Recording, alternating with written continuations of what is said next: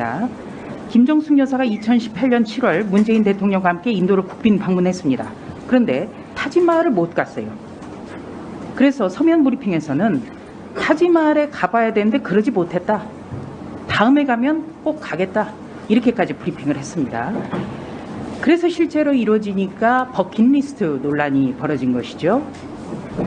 그 다음에는 청와대 거짓 해명이 잇따라 드러나는 부분이에요.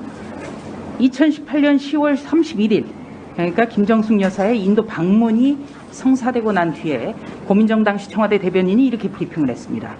인도 모디 총리께서 김정숙 여사가 행사 주빈으로 참석해 주기를 간곡히 요청했다. 그리고 나서 또 청와대가 이렇게 얘기했습니다. 김정숙 여사의 인도 방문은 인도가 지속적으로 우리 고위 인사 참석을 희망함에 따라서 성사된 것이다. 그런데 최근 들어서 확인된 것은 우리 측이 먼저 제안을 해서 이루어졌다는 것입니다. 착하게 사는 길의 시작은 거짓말 안 하는 것이죠. 김정숙 여사 문제의 인도 방문은 원래 도종환 문체부 장관의 일정이었습니다만 김정숙 여사가 가겠다고 해서 이루어진 것으로 확인이 됐고, 여기에 대통령 없이 대통령 전용기를 썼고, 그리고 4억 원의 경비가 예비비로서 단 사흘 만에 편성됐습니다. 이런 것들이 전부 논란이 계속해서 커지는 겁니다. 최근 5년간의 예비비 신청 내역을 확인해 봤습니다. 예비비가 신청에서부터 배정까지 사흘 내 처리된 것은 코로나19 방역 그리고 긴급 재해대책에만 국한이 됐습니다.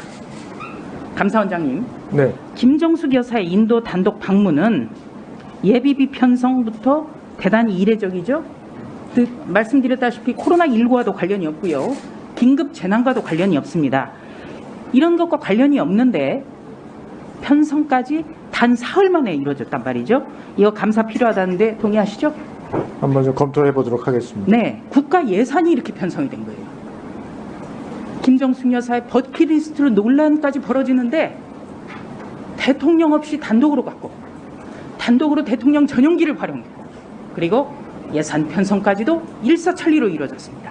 그렇기 때문에 감사 이루어져야 된다는 그런 여론이 높은 겁니다. 검토하시겠다고 지금 답변하셨어요. 그렇죠? 네.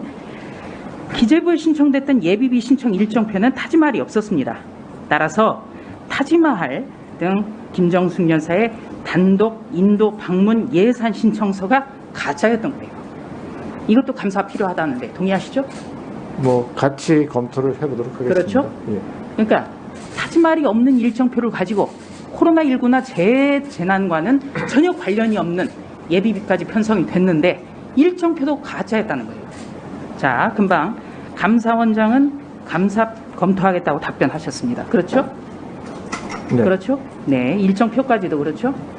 뭐 그 일권은 같이 뭐 검토를 하게 되면 같이 검토를 해야 될 것으로 봐집니다. 네, 대통령 없이 대통령 전용기에 대통령 부인이 탑승한 것은 말씀드린 바와 같이 헌정사상 처음 있는 일입니다. 대통령 없는 전용기에 대통령 휘장을 단 것 행정안전부 규정을 어긴 것입니다. 감사원장님 알고 있습니까? 뭐 그 자세한 내용은 제가 뭐 잘 모르고 있습니다. 네, 행정안전부 규정을 어긴 것이네요. 대통령 부인이 청와대가 행정안전부의 규정을 어긴 것이란 말입니다. 그 사실관계를 확정을 해야 이게 뭐 규정을 어겼는지 여부는 확인할 수 있을 것 같습니다. 네, 행정안전부 규정에 그렇게 나와 있고요. 대통령 없는 대통령 전용기를 이용해서 대통령 부인이 대통령 없이 인도를 단독 방문했는데, 이 대통령 없는 대통령 전용기에는 김정숙 여사 단골 디자인의 딸이 탑승했습니다. 또 김정숙 여사의 주최 공식 식사가 없었는데도 한식 조리 명장이 탑승을 했습니다. 이것 때문에 예산이 늘어났다는 지적도 나와요. 이 김정숙 패션 총정리라는 게시글에 따르면 세계일보 22년 3월 29일자 보도입니다.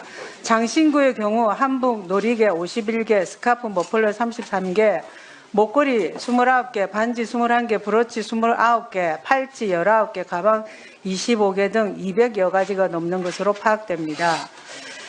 김 여사의 진주 목걸이만 수십 개 이상으로 네티즌의 추정에 따르면 공인비를 제외한 진주값만 120만 원이고 진주 알값만 해도 3, 4억 원에 달한다는데 분명 공직자 재산 등록의 보석류 등록 기준인 500만 원이 훌쩍 넘는 가격임에도 문 전 대통령의 재산 등록 상황에서는 찾아볼 수가 없습니다.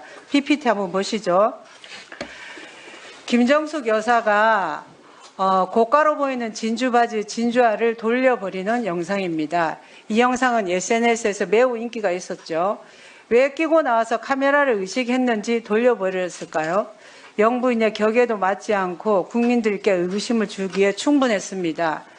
대통령실은 김건희 여사의 논란이 되는 장신구 3점 중 2점은 지인에게 빌린 것이고 1점은 소상공인에게 구매했다라고 했는데 맞습니까? 아까도 그런 해명했나요? 네. 민주당은 이번에는 김건희 여사가 장신구를 1년 가까이 착용한 것으로 보인다며 고가의 장신구를 1년 정도 빌려줬다면 청탁금지법 또는 뇌물죄 적용이 가능하다고 합니다. 그러면 민주당의 논리대로라면 김정숙 여사가 자주 착용한 나스첸카 브랜드의 대3작 놀이개는 판매 가격이 3,500만 원으로 렌탈비는 350만 원 정도로 예상됩니다.